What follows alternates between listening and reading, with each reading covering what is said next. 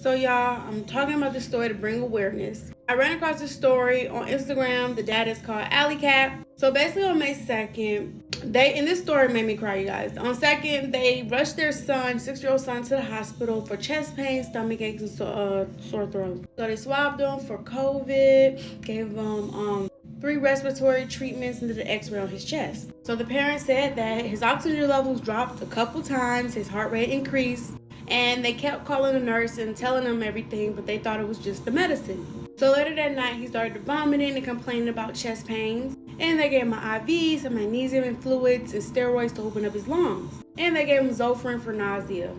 So by 12, he was screaming and begging that he couldn't breathe, and his parents, once again, is out in the hallways asking him to come help their 6-year-old son. They said that the son was screaming for his dad help, and his dad was texting people saying it's not working, and the doctors clearly just didn't want to, take extra precaution to see why his stomach was hurting him that bad. So the dad advised them, y'all don't see his lips discoloring. They even went to the extra step to request a whole new doctor.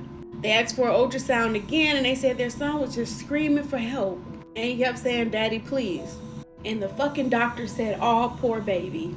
So fast forward, they ended up taking him to the trauma and realizing that his heart wasn't beating. And when they put the tubes down his nose, he began to bleed out his mouth and his nose. They said that he ended up foaming out the mouth.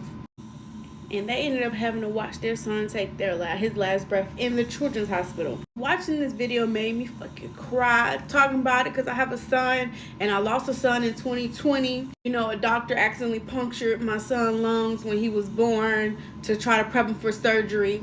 And it's time to make these doctors accountable. I was on the dad page and I seen they had this beautiful balloon release. And I really hope they get justice for that baby. And everybody, and especially the doctor that said, "Oh, poor baby," get fired.